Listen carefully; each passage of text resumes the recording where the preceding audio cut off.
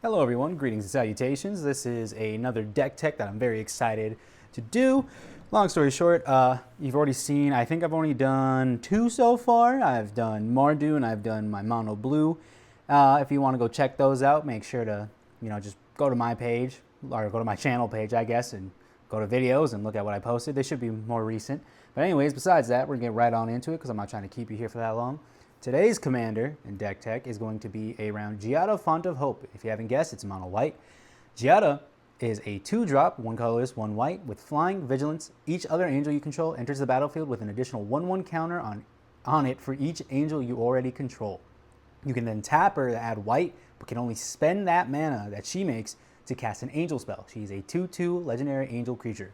Now, for some of you who do not understand that second ability, what that means, and I have some things here to show you just to make sure that you'd understand. So let's say Giada is on the field, and it says each other angel I control enters the battlefield with a 1/1 counter on it for each angel I already control. So for example, if I were to cast and play, let's say just any random angel, doesn't have to be this one, just any angel, this angel will enter with a 1/1 counter because I already have one angel on the field.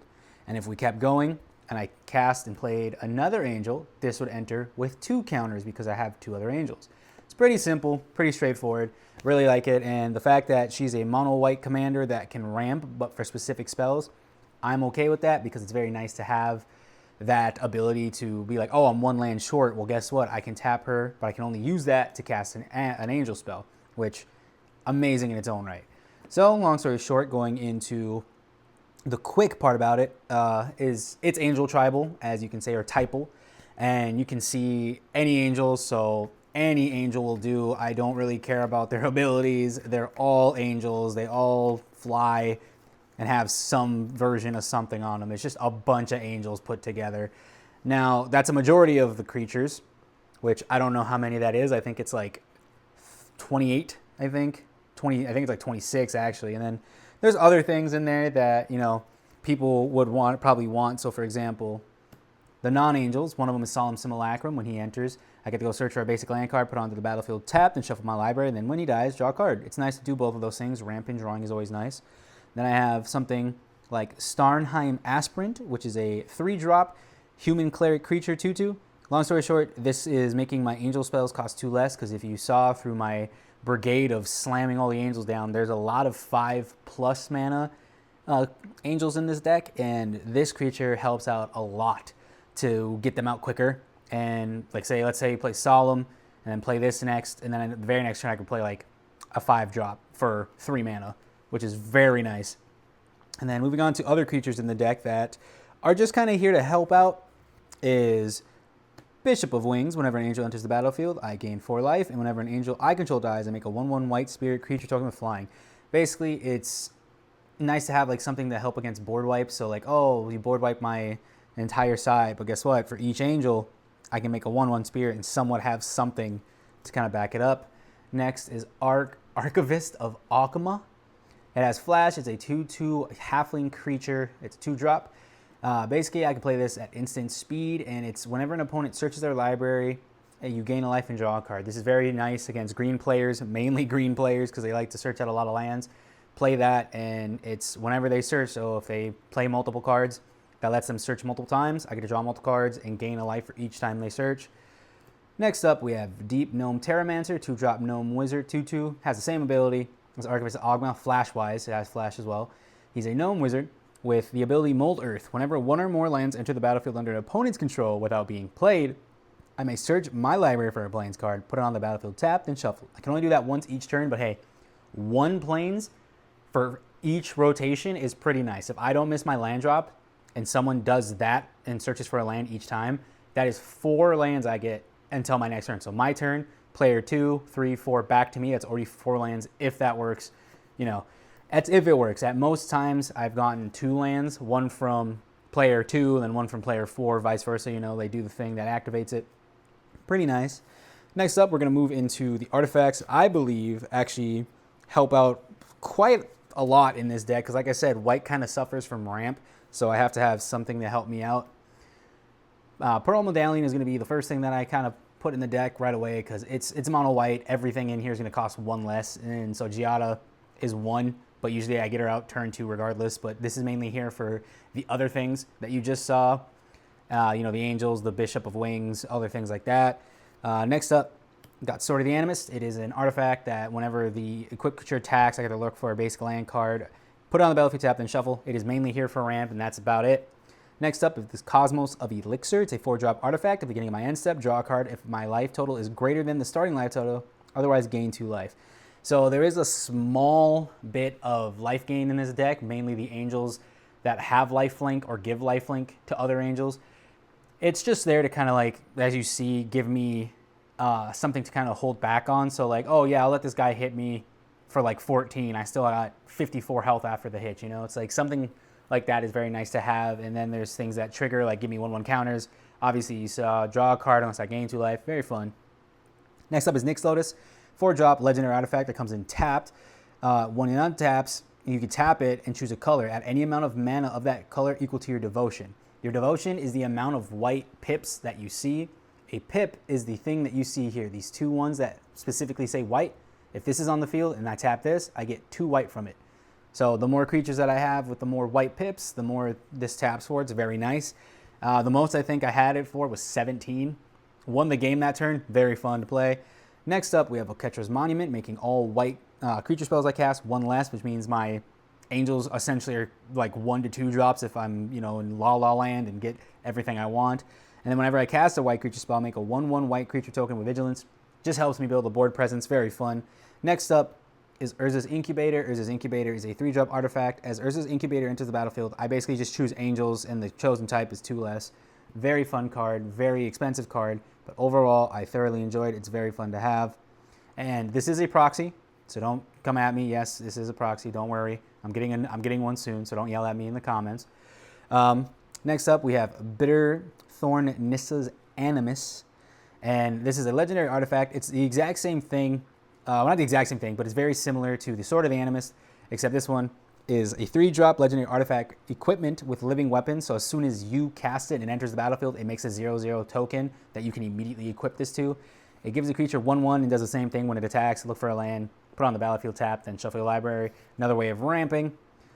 Next, we have Caged Sun. This is a 6-drop artifact that when it enters, choose a color. Creatures you control of the chosen color. If a chosen color, get +1/+1. Whenever a land's ability causes you to add 1 or more mana of the chosen color, add 1 additional mana of that color. It's basically making my planes tap for 2.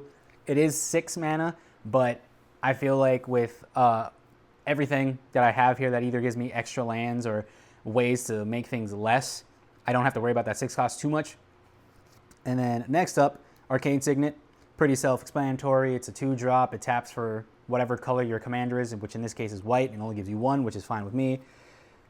Next, we have Hero Torn, 3-drop artifact. As this card enters the battlefield, choose a creature type. It's always going to be angels. Creature spells you cast as a chosen type cost 1 less. Another thing to make things cost less. And then at the beginning of your upkeep, look at the top card of your library. If it's a creature card of the chosen type, you may reveal it and put it into your hand. Now, this is a very good thing because I can always see what's coming next for my from my deck. But okay, I can use this. Oh, okay, I can't use this. Stuff like that. It's very nice just to kind of not necessarily manipulate the top of my deck because I'm not putting it back or putting it back in a certain order. I'm just looking. It's very nice to just kind of peek, you know. Everyone's favorite, Soul Ring, 1-drop, tap for 2 colorless. Speeds the game up immensely if it comes out within the first 3 turns. Last but not least, Cloud Key, 3-drop. Enters the battlefield, I choose between artifact, creature, enchantment, instant, or sorcery. I'm always going to choose creature. Spells of the chosen type cost 1 less. So like I said, a lot of the other things that aren't angels in this deck are going to help make things come out a lot sooner than they should, and I'm okay with that, but other players aren't because, you know, you don't want to be the guy who goes against the person who's playing like a 6-drop angel for 2, you know. But next up, we got a lot of instances, and there's like a weird, kind of not weird, but an interesting way that I've played this deck. So essentially, what's happening is you're going to see a lot of removal and then things to protect my commander specifically because, you know, that's just what I want to do is make sure that my stuff survives and not, you know, dice to removal is always the thing that people want to do. So starting off first, I should have split these up, but that's okay. Gonna get going with the removal.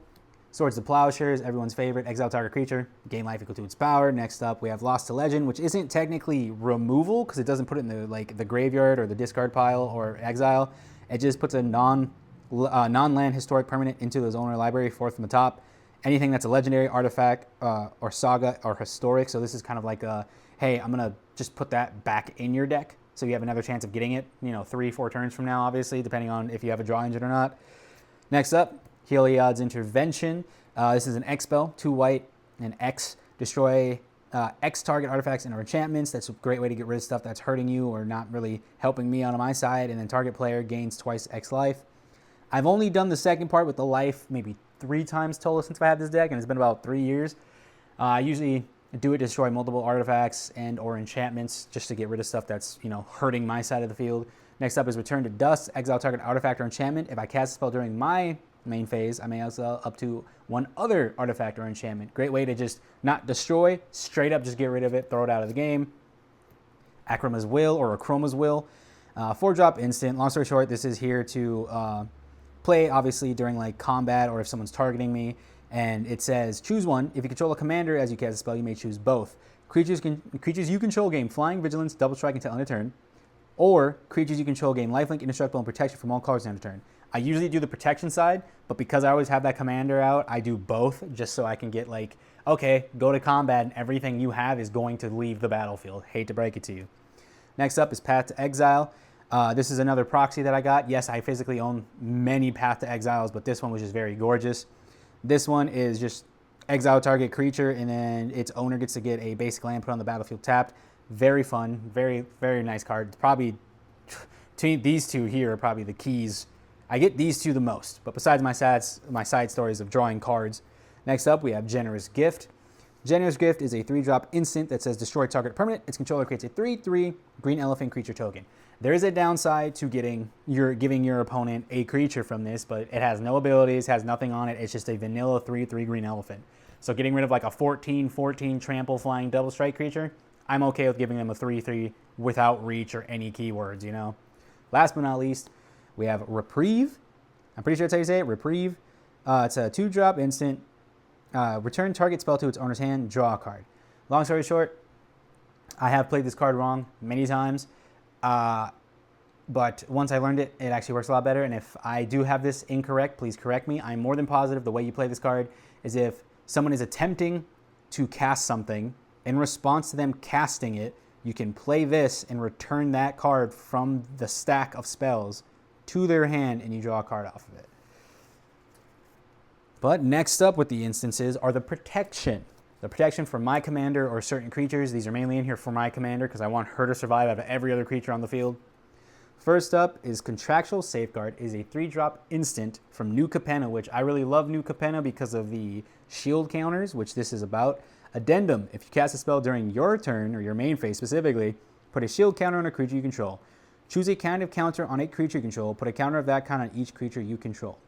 I'm always going to cast this during my turn just to give her that, shield counter, and then I can put shield counters on other things. For some people who don't know what shield counters are basically what they say. It's like a shield that blocks it from getting destroyed. So if someone tries targeting it to destroy it, it goes away. And I only think it works for cards that specifically say destroy. It doesn't work for sacrificing or exiling. It's just destroying. Next up, we have Unbreakable Formation. Creatures I control have indestructible. Very simple. Very straight to the point.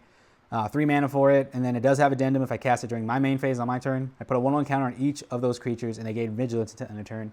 I've only done that less than 2 times, or less than 3 times, not bad. That doesn't make sense if 2 times. Less than 3 times. I just can't remember if it's 1 or 3 between those two. Somewhere in between there, I usually just do it so I can protect Giada, because, like I said, she's the main reason that makes everything bigger, and she ramps, which is very nice.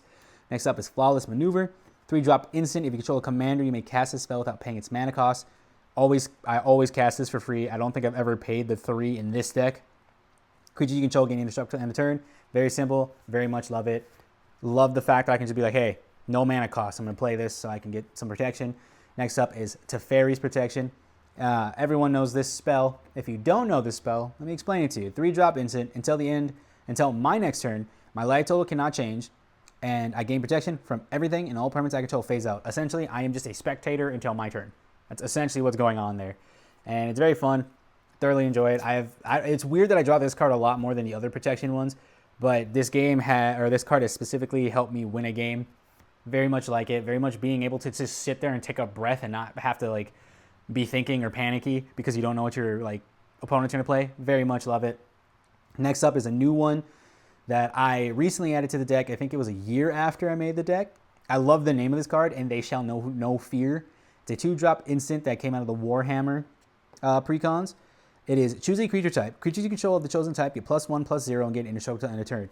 Very, very cool card. Very much simply put, amazing. I like it, and because my creatures have indestructible, I really don't care if they go to battle, you know, because unless you have trample or you have, what's the other keyword I'm looking at? I can't, or not keyword, but what's the other thing I'm looking for? I can't remember at the moment, but long story short, I'm not going to die. -1/-1 counters, that's what I was going to do. My creatures won't be destroyed because of indestructible. Next up, Boon of Safety. It's a 1-drop instant, put a shield counter on target creature, scry 1. This is the same thing. Instant, boom, give Giada something, so even if it's not indestructible, she can be targeted.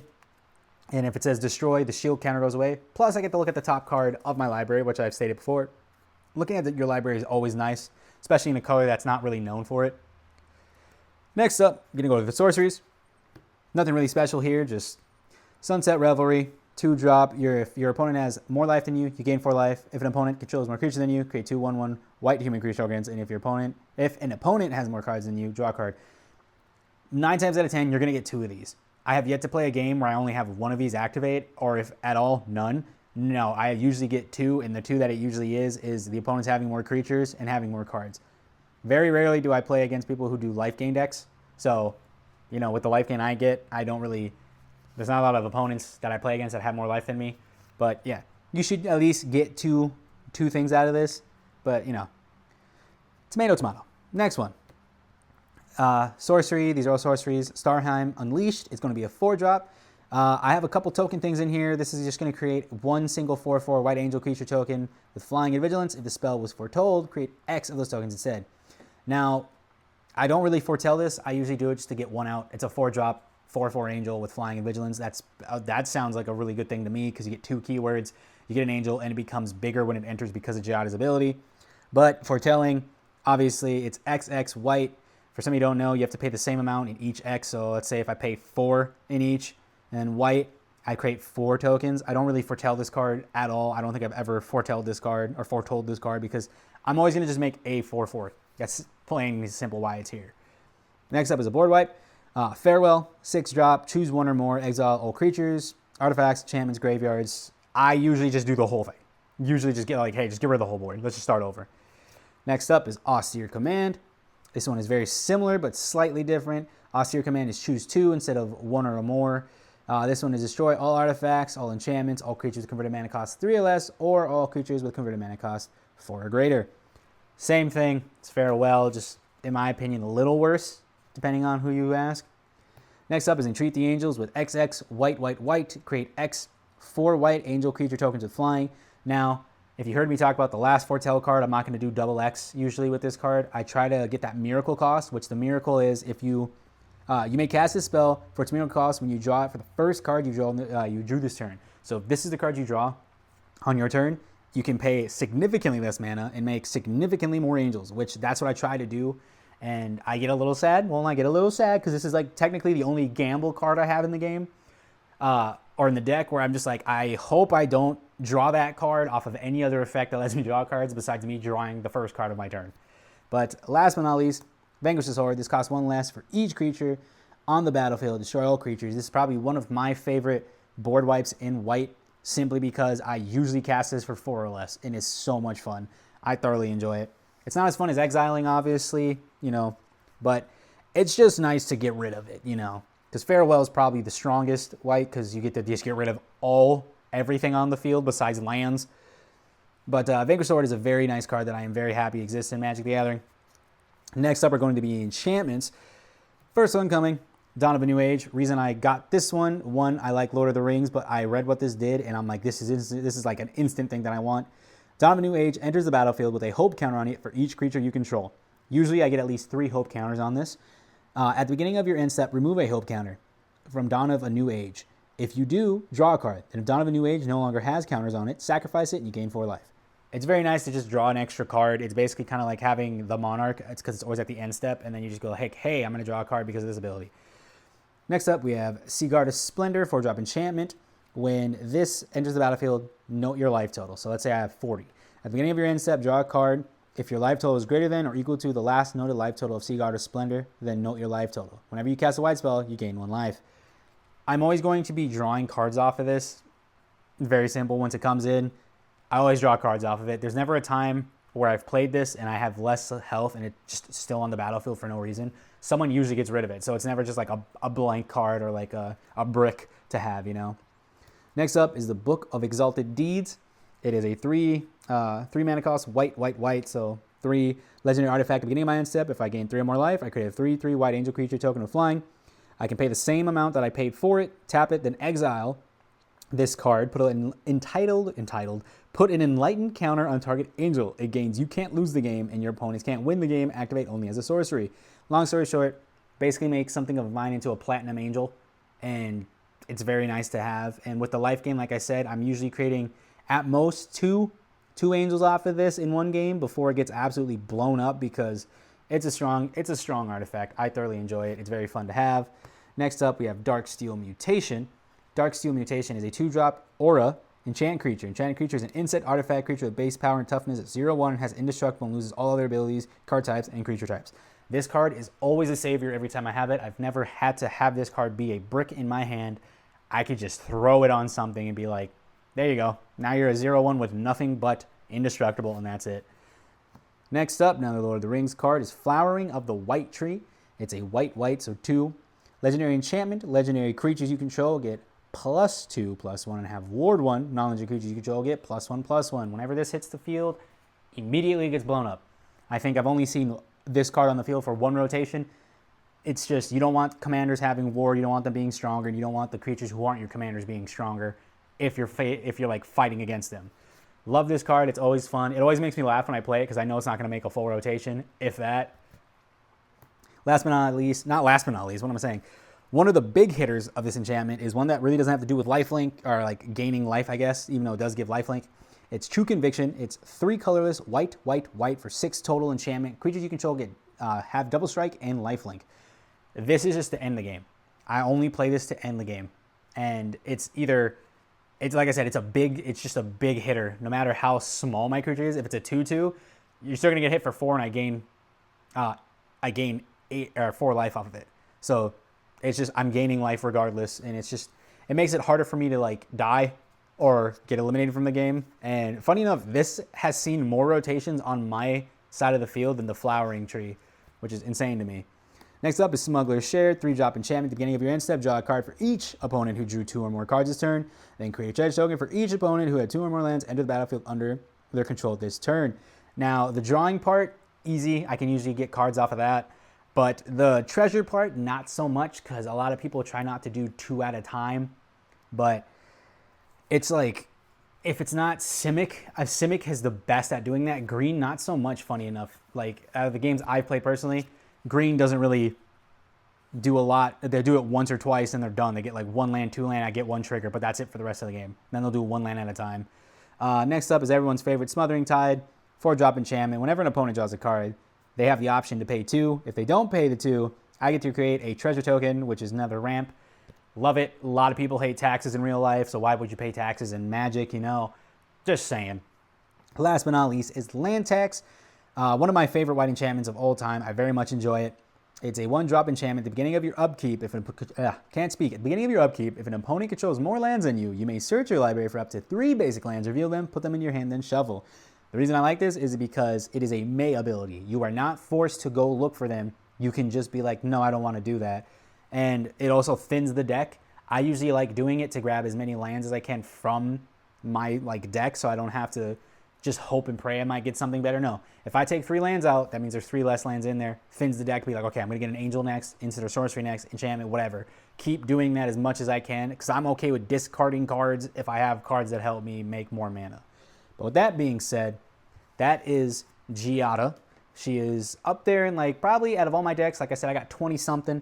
And if you guys want me to go through each one of them, I will do my best to do that and try to make the video shorter, because I feel like these 20 to 25-minute videos a lot of people don't really rock with, but I do them to better explain why I pick things or why I built it a certain way or why I'm doing it a certain way. But yeah, that is my mono white Angel Giada deck. For those who had fun and stayed this far, thank you so much. Leave a like, comment what your favorite mono white commander is, and yeah, I'll catch you guys in the next one.